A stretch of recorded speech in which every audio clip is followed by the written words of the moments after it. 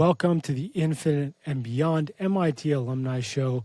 I'm Rob Kalwarowsky, class of 2010, executive coach, author, and speaker. Business pressure, competitive threats, artificial intelligence, political upheavals. Chaos is all around us.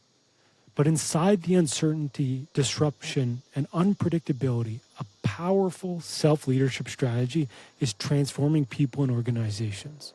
Are you ready to capitalize on chaos? I have something exciting to tell you about. As part of my book launch, Capitalizing on Chaos, I will be in cities across the United States and Canada to speak and do book signings. And here are a few upcoming public events. August 21st, I'll be at the Frontier Tower in San Francisco. August 24th, I'll be at the MIT Club of Southern California in Los Angeles. October 21st, I'll be doing the MIT Club in Boston. And October 27th and 28th, I'll be at the Real Finance and Mental Health Summit in New York City. So if you're in any of these cities and either your company or you want to attend the event, I will be putting the links as soon as I have them. In addition to San Francisco, Los Angeles, Boston, and New York City, I will also be in Seattle, Portland, Atlanta, Houston, Ottawa, Edmonton, and Vancouver. And so if you're based in these cities and you know any groups, or if your company's interested in a talk and a book signing, let me know. Send me a note, rob@robkalwarowsky.com, and we can chat about it. Thank you so much for your support. And here's the rest of the episode. Welcome to the Infinite and Beyond MIT Alumni Show. I'm Rob Kalwarowsky. And as always, we have a special guest with us, a fellow 2010, DeRon Brown is with us. DeRon, how are you? I'm doing well. Yourself? Good. And thanks for joining the show. And funny story for folks out there. So we were both at the retreat about 4 weeks ago. And we met in the washroom. And so, that was a fun story. Yeah, now we're clear and we're back. And I wanted to ask you, DeRon, what was your favorite part of the reunion? Yeah, my favorite part was, it was an interesting experience, honestly, because, it's been 15 years since we've seen these people. And, I showed up, not sure what to expect, really. But then, seeing these faces and names that, literally I haven't been in my mind for 15 years. And it's like, oh, my God, you this person is having this kind of and then also everyone is kind of fast forward 15 years now. It's I'm the same, but now I have 2 young kids. These people are all parents. These people are parents. These people have done this and that. And everyone seemed like the same people, but not at all the same people. And so it's really reconnecting with, all these, either the project interface people I hadn't talked to in forever, and all of the different little groups of people that I just haven't really connected with in years, because we've all just kind of gone our separate ways. And sometimes some people you've stayed in touch with, but other times you haven't. And so, just really enjoyed just the amount of community, just hearing the stories of people, what they've been doing, being up to, and just hanging out and just really reminiscing about kind of old and new times, because a lot has happened in 15 years. A lot has happened in the last 1 year, or 2 years. So it's just been so interesting, catching up with everyone. Yeah, it was definitely an amazing time. And DeRon, on that note, tell us, what you've been up to since graduation in 2010. Yeah, so after graduation, I joined ESPN. I started in this group called Innovation, a pretty awful name, honestly. It's we were the Innovation Group, but basically our purpose was to kind of build future sports technology, television products, et cetera. And so I joined this pretty small group. It was 10 of us at the start. We started working on TV and tablet second screen experiences. At the time, phones were pretty brand new, smartphones. And this is kind of set up my actually whole career. I kind of went straight into iOS Android development from that moment on. I did a little bit of iOS Android in 2008, 2009 when Android Alpha came out. And I think and then some iOS work early. And so, I was working in this group doing a bunch of just tablet stuff and phone stuff and trying to figure out how to get graphics and things working. And The yellow line on the field. yeah, the on the field. We actually did a project where we tried to create these binoculars that would allow people in the nosebleeds of football stadiums to like see the yellow line through their like Ooh. binoculars. It was an interesting idea, but there's a lot of like really out there project we worked on that was like a lot of fun. Yeah, I was there for about 4 years, and it was wild because we traveled a ton. Like me and one of my now close friends, just like would build these prototypes and then go and like demo it for like Bob Iger, or we'd like go to like Disney in LA or wherever, and we would like demo this to like advertisers and Bob Iger, and we would go to Amsterdam and we'd travel to like these big conferences, and we were in Ukraine one time with working with some developers, and so we basically traveled around like building these like demos and showing it off to all these different like um, yeah, like executives of like advertisers. And I always felt like, why am I getting to do this? Like they're letting this like like 24 or something 23, 24 year old kid like demo this really interesting technology. And I always felt like I was like, why am I here? But yeah, me and my team were had a ton of fun, and we built a lot of like cool stuff that eventually became like real products. I think we were the first to, I think, live stream an event. Like we were using HLS when it was like brand new, like way back. And so it was like really, really fascinating work we were doing there. It's incredible. And even, I mean, it shows how far you've come because even Netflix couldn't live stream the football game literally this year. Yeah. But yeah, so I was living in Connecticut there. I was living in West Hartford, Connecticut for 4 years. And then yeah, I was there for, it was, I think coming into my career, I was kind of like, oh, everyone like works like a couple years and they move jobs. And, I think I was definitely at ESPN longer than like my original mind had thought. But I just like really enjoyed the team. In the last like year and a half, I joined the Android team to like work on I think it was Sports Center app at the time. So I kind of went more directly into Android experience. But, and then I was there for 4 years and decided like I had learned a ton and like loved the ESPN, but decided to kind of like move back to Boston. One, my girlfriend at the time was in Boston, and so like that was a big pull. Now wife, and so I kind of like did some job searching and like found myself at this kind of startup growth company called Localytics. That was like a pretty interesting company here in Boston. Moved up to Boston. That was in 2014, I think.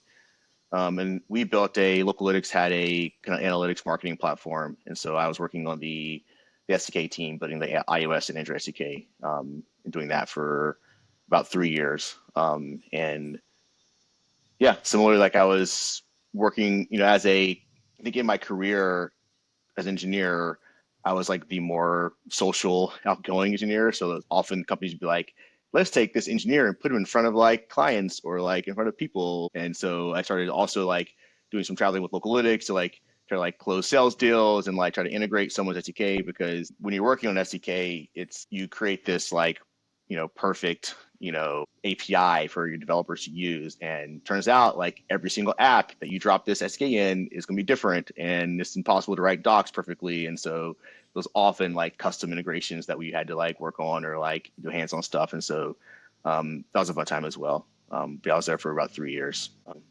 Yeah, I mean, I guess what happened next was a pretty different change than what I expected to happen. So we were talking before we kind of started recording here. One of my close friends, Mike Fitzgerald, who worked in baseball for the Pirates for a few years, had just gotten a job for the Arizona Diamondbacks in 2017.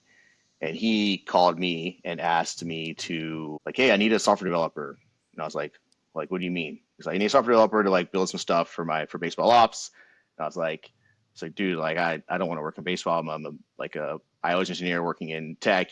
I just probably not the right career move for me. And it's interesting because actually my manager at Localytics, we had this social like kind of like party for Localytics at the aquarium here in Boston, and I was like in turmoil. What should I do? Should I like follow my close friend to this like to work in baseball, like my favorite sport? I love baseball, and or not. And my manager at Localytics was basically like, he saw my turmoil and was like, DeRon, what's going on? I was like, told him what's going on, and he's like, dude, you should do this. You have to do this. Like this is a like once lifetime opportunity, and if you doesn't work out, just come back to tech. Like just come back to like writing iOS Android apps. And I was like, yeah, you're right. Like it's not a big deal. So I ended up, joining the Diamondbacks, and working remotely from Boston. And so I was traveling out to Arizona every like 6 weeks or so, and um, building these internal like web apps and things for baseball ops and for the scouts and the GM and other parties to like kind of build, statistical analysis tools and visualizations and look up players research. And so I was doing a lot of like kind of Java Spring webby stuff, which wasn't that fun to me, but like being in like on a baseball team and like going to games, sitting in the box with the GM and like watching games and just being really and fully engrossed into like this culture was like just so cool. And so I did that for about a year. And actually early on, that same manager who told me at Localytics, who told me to work the D-backs, had reached out to me because he had left Localytics to join his company called 10% Happier. And he's like, yo, DeRon, like, I know your day job is like pretty cool, but you're not doing mobile anymore. Do you want to like build an Android app for my new company called like 10% Happier in your like nights and weekends? And I was like, sure, sounds great. Like I like building apps. I can make some extra money. I'd already spent like years building my own like personal apps in my like nights and weekends, staying up late, like coding. So like being a night owl, like 11 a.m., 11 p.m., like my girlfriend stops texting me, like TV shows are over. I'm like it's midnight, everything's quiet. Like coding till 3 a.m. was like already deeply ingrained in my habitual patterns. And so I was like, sure. And so while I was at D-backs, I was actually kind of moonlighting, like building this app on the side. And after about a year of working the D-backs, I was like, you know what? Like, I love this culture, these people, but the kind of like day-to-day job of like building internal web apps was just not quite cutting it for me. I like kind of want to go and do mobile again. And so I kind of left D-backs and joined 10% Happier full time. That kind of really changed a lot for me in my life generally, because both I went from kind of building this meditation app. So yeah, we made a meditation app that was basically like courses and meditations. And I went from building an app to just test it to see if it works to really using it, and also joining this company of like a lot of lifetime meditators. And this guy Matthew Hepburn, who was in the office, who had been on many like 3 month long silent retreats. And I was like, that's wild. And just like kind of started using the content and talking to people, and really started meditating pretty like daily, and like really started like getting really curious about the philosophy and just kind of how you have this kind of blueprint to like explore your mind, like really change a lot of how I like my core now. And actually, funny enough, I had actually met one of the engineers and a product person at a meetup in Boston a few years earlier, and I was like, it's like, hey, like I work at Localytics, we're like this tech company, and they were like, oh, we're coming all to Happier, and I was like, meditation. I think me and my manager kind of like laughed at them, like, haha, meditation, that's so dumb. And like fast forward like 2 years, I was like there full time, and I think within a year, I was on my first 10-day silent retreat, and like really just fell in love with the culture there, like building such an interesting product, meditating, and yeah, I think all in, I was there for I think 7 years full time and 8 years of my contract year. And yeah, I think one of my, I started there as like a principal software engineer building the iOS and Android app. One of the things I had been doing for basically all my career through Localytics, and it was being like a iOS and Android engineer, which like no one really was at the time. It was like building like two different apps both natively. And I was always very anti like cross-platform like Xamarin. I was like, no, like you got to build iOS and Android natively. That's the way, mostly because that's what I did.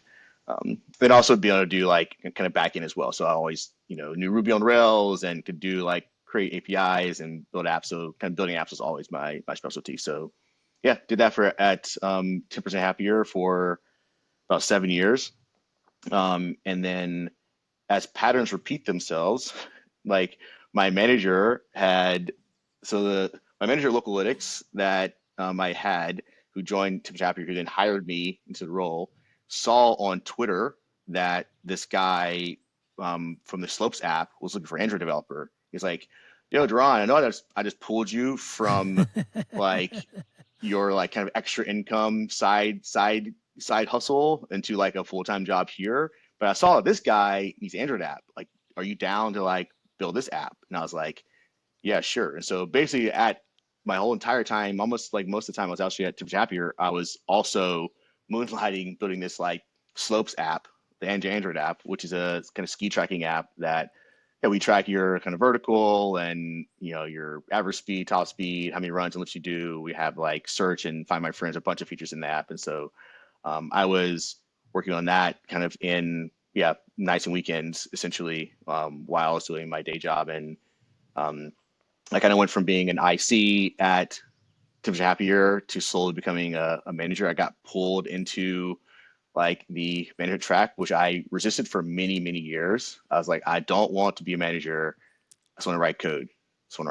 But I eventually got convinced that it was going to be a great idea, which I think it was. And I was kind of like, I should try out management first before I am kind of social and, I am outgoing. And so maybe like my friends were like, you should try this, DeRon. And so I kind of like moved from an IC to manager of mobile engineering and then eventually director of engineering. So having the mobile team and the backend team like fully reporting to me. And so I was director of engineering for about 3 or 4 years before, I guess most recently, because like I'm pretty new into being full time at Slopes, but spent about a long time, maybe a year and a half, kind of reflecting on like what I enjoy doing. Like I like managing. Parts of it I really enjoy. I thought I was good at it, could get better at it. But as the time went on, I realized I just want to like write code again, and I was going to do that as moonlighting like all the time. So I was kind of like, oh, best of both worlds. I get to like manage as my day job, write code at night,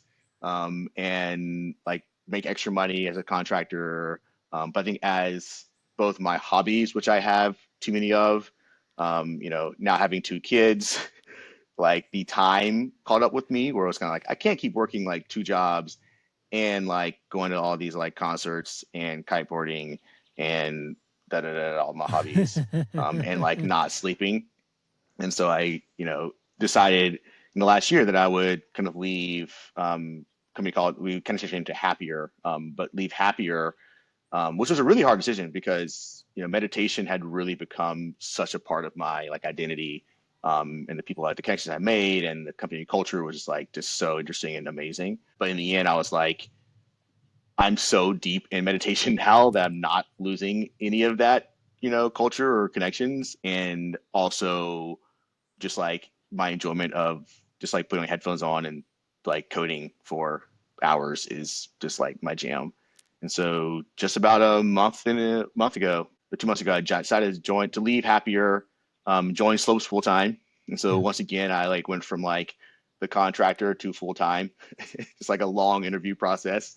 And I just recently took all of May off from work, did a retreat at the beginning of that, and then took all of May off. And I just joined kind of Slopes full time at the beginning of June. So now I'm like in this kind of new chapter of being an IC again, not working at night or weekends anymore, which is going to be a big change for me because the last, I don't know, 8-10 years, I've always done that. And so now my evening and weekends are truly free, which is going to be amazing because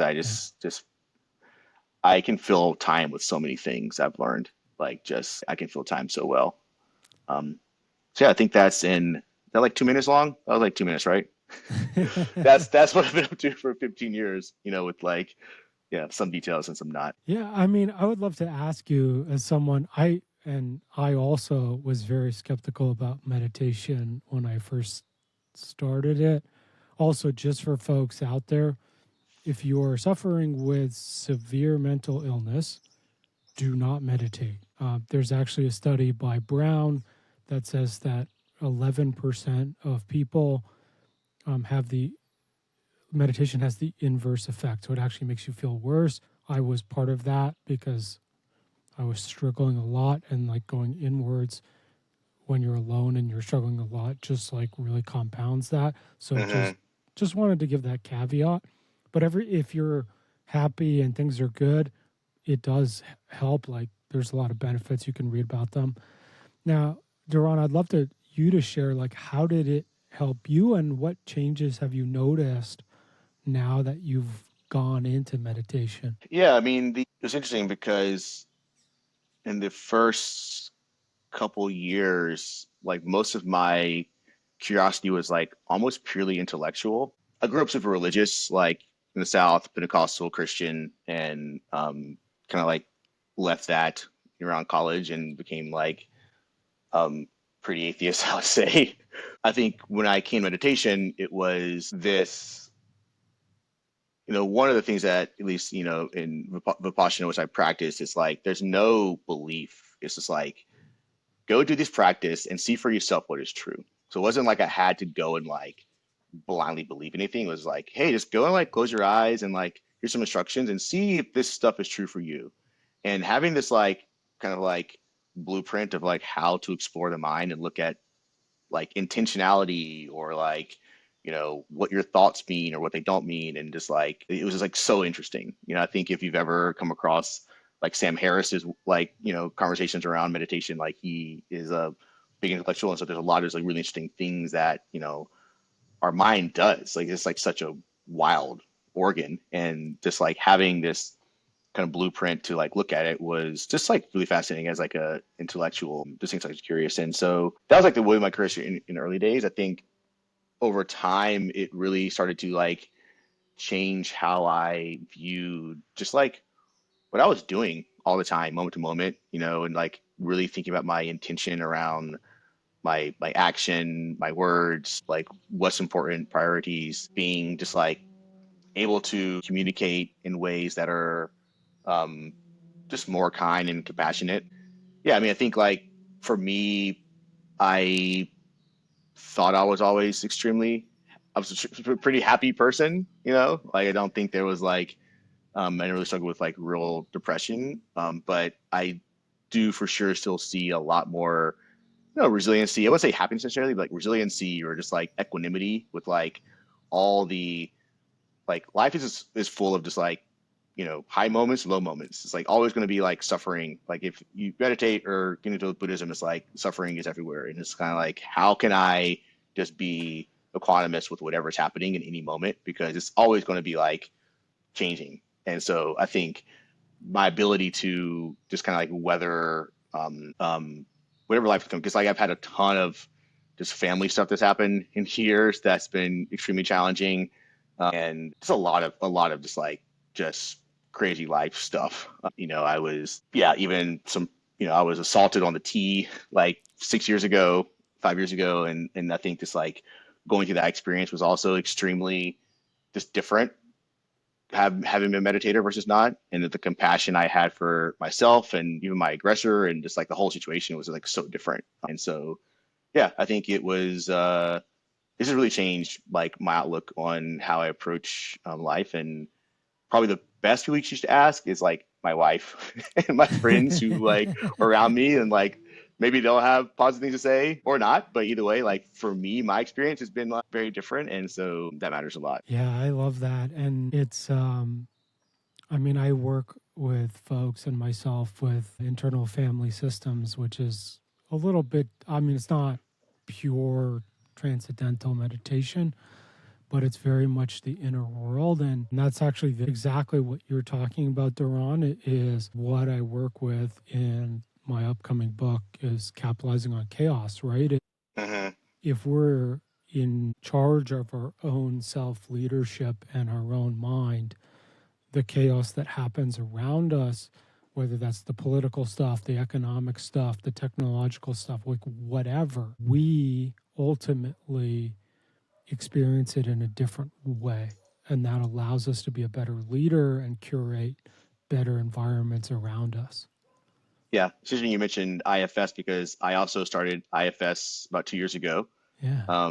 As someone who, oh man, so anti-therapy for 30, like how old am I? 38 to 36 years. Just like even just like my just openness to therapy, just like Duran before meditation would never have been like open to like doing IFS, and that has drastically changed, just all my relationships. And so yeah, amazing. I mean, I could talk for hours about IFS and meditation because they're so interesting and useful to me and those that, and so, but yeah, it's, um, yeah, meditation's definitely changed a lot of what Yeah, 100%. I mean, me too. One thing just for folks out there, so we'll pivot, but if you're like anti-therapy, like I had a terrible experience with a therapist my first time finding it. And if you think it's just something where you're going to sit in a chair and talk about how, what are the bad things, there are different types of therapy. IFS is one of them. EMDR is another that I've personally used, where you don't actually have to talk about the things. So you yeah. can literally get the benefits, but you don't actually have to like open up and share about all the nonsense, right? So if you're interested in that, just reach out to me. I'm happy to point you in the right directions with folks. So just so you know. So DeRon, the other thing I'd love to ask you is, you mentioned becoming a manager. What are some of the tips that you have as when you became a new manager, and what did you learn along the way? Like, what are some of the tips that you have for folks out there who maybe they're managers now or they're becoming one? Yeah, I mean, the probably the biggest tip for I have is get some formal training. I mean, I think like one thing from my career that I saw a lot of was like, as you're an IC in a company and you want to like make more money, have more, influence, et cetera. And the way you often move up is like often you get pulled into like a manager track or a leadership track. And there's not often companies that have really good IC tracks, going up. And what I would often see is that as some of your best ICs become mediocre managers or like maybe worse. It's kind of like because companies like need managers, they need middle management, and so like you may have your best coder suddenly being like a like below average manager, and often they get there and they don't have proper support, either mentorship, coaching, especially in the startup world. Like for me, it was basically like trial by fire. It's like we're like 30 people. Like if you become a manager, like a Spotify or like a big company, it's like they'll have like so much structure to like help you like understand what to be a manager. But and especially in some of the more high paced, like fast, startup world, it's like you are just like going to be a manager and then you just kind of like figure it out. And there may not be resources. So for me, it was trying to seek that out explicitly. I didn't do it early enough, I'm sure, but like trying to find mentorships, trying to find like coaching training, things like that, because that for me is what really I started seeing more improvement in like my own managing style. I felt like, oh, I'm a like kind, person and I can read people and I have pretty good social skills. I can just like do this thing and wing it. And it's like, nah, it's a whole different like in some way, yeah, but also like it's a whole different ball game. Yeah, it's such a great point, right? And it's completely normal. So there's a stat that was posted in Harvard Business Review that the average person becomes a supervisor at 27 and then they get leadership training at 42. So, yes, for folks out there, if you're becoming a manager, one is it's very different than being an individual contributor. The other thing is you definitely do want some sort of development. Of course, I do that, and I would love to have you as a client. So reach out to me.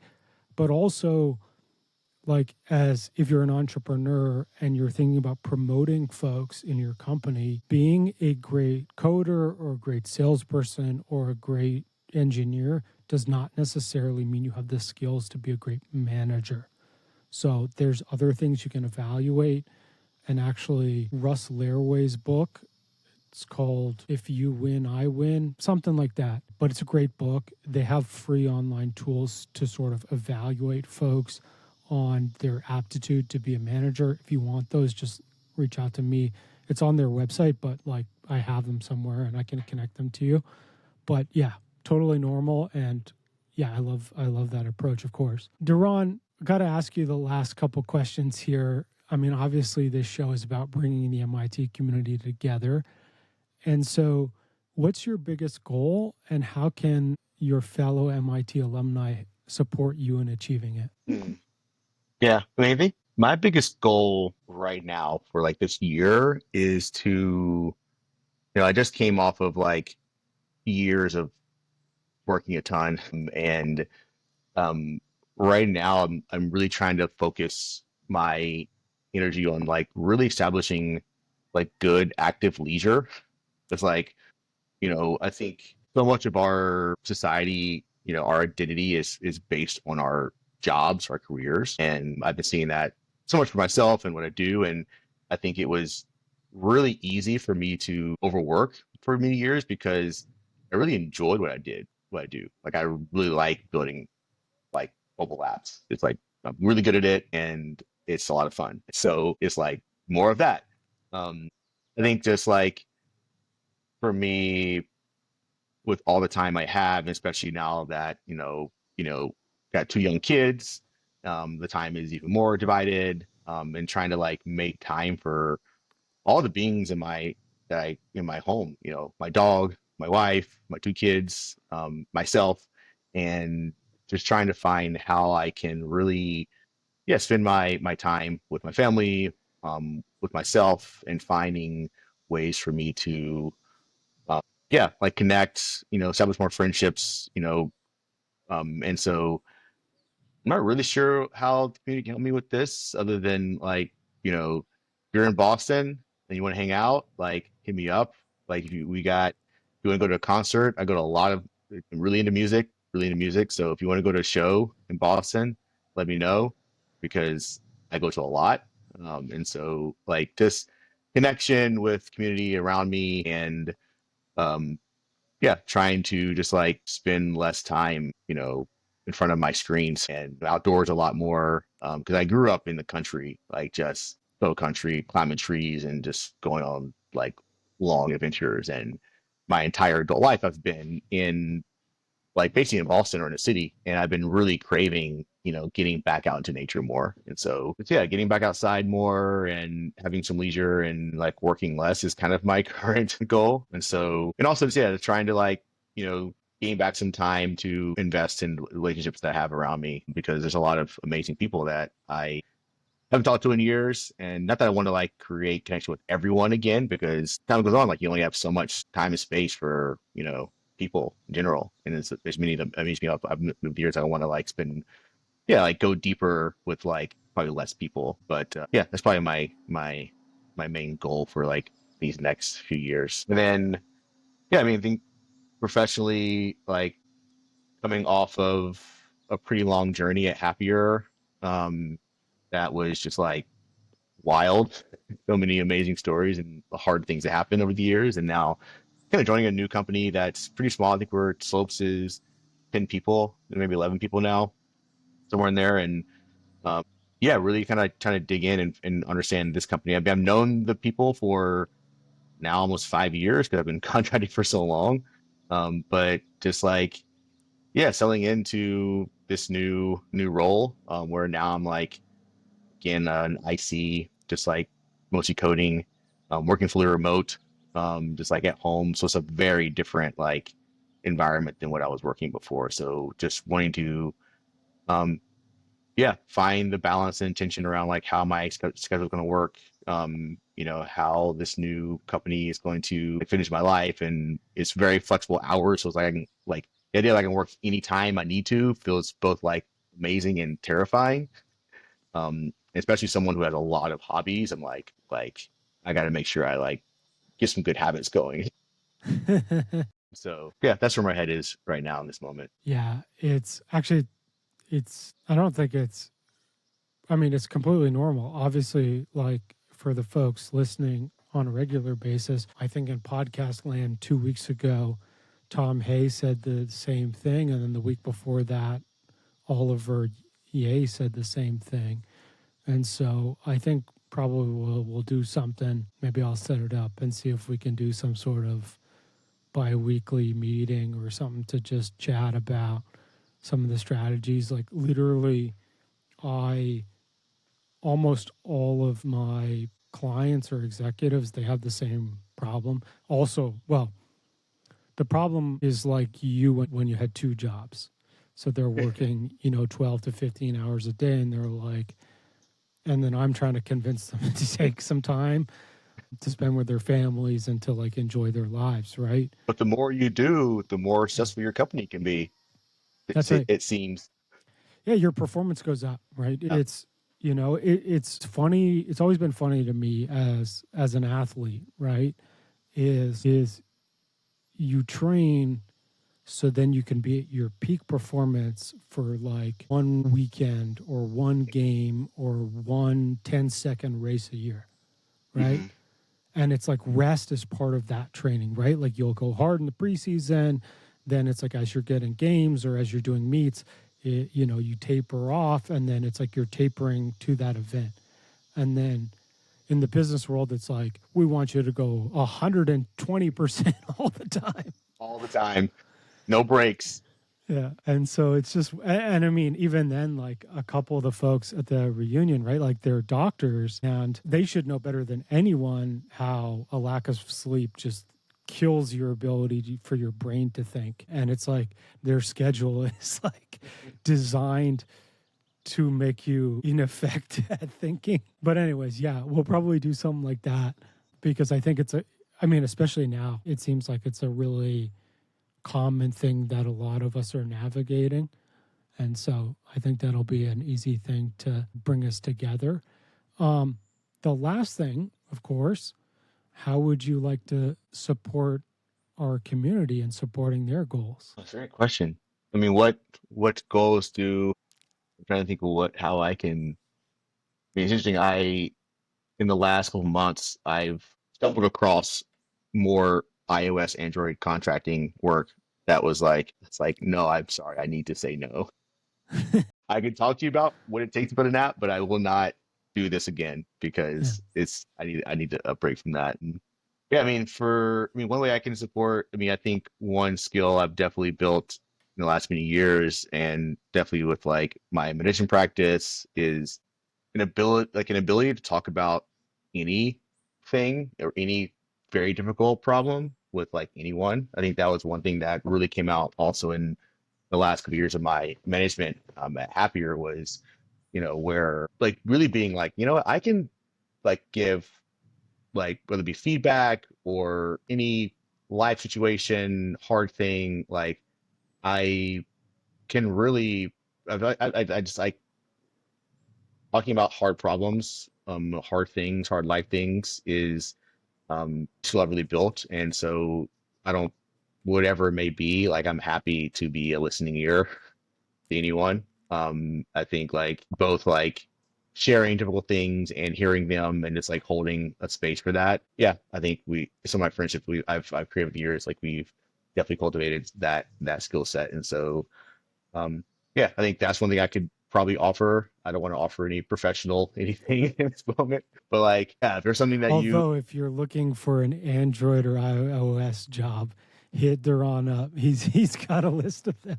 I'm connected. I know people looking for things and definitely use the Slopes app. That will help us out a lot. But yeah, if you're interested in meditation or mindfulness or IFS or anything like that, I'm more than happy to talk about that stuff or offer resources and for like getting started or even to sit with you. Like I'm all open to that. So I think that's mostly what I'm able to offer right now. Amazing. And just, just to close this out, give us a plug for Slopes. Yeah, so Slopes is a ski tracking app, ski or snowboarding.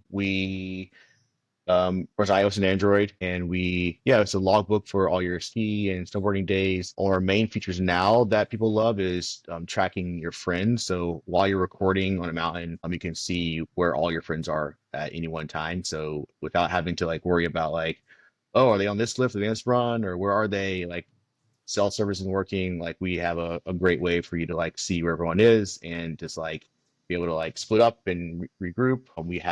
We've hand like digitized like hundreds of resorts worldwide, and so we have incredible ski maps 3D with like search. You can like tap on a run and see its gradient and difficulty. You can search by amenities. Like our resort search is like pretty great, and so yeah. So if you're a skier or snowboarder, check it out. It's an awesome app, and it'll help me keep my job. Amazing, folks. DeRon, thank you so much for joining us this week. Yeah, thanks for having me. It's been a pleasure chatting and getting to know you more. And yeah, thanks for having me on the show. Thank you. And everyone listening, thank you so much for listening. And of course, if you're looking for any executive coaching or speaking, head on over to my website, robkalwarowsky.com. And then also stay tuned for my upcoming book, Capitalizing on Chaos. That'll be coming out in the fall. And of course, you'll learn more about that as we go. Thank you so much for listening, and we'll see you all next week.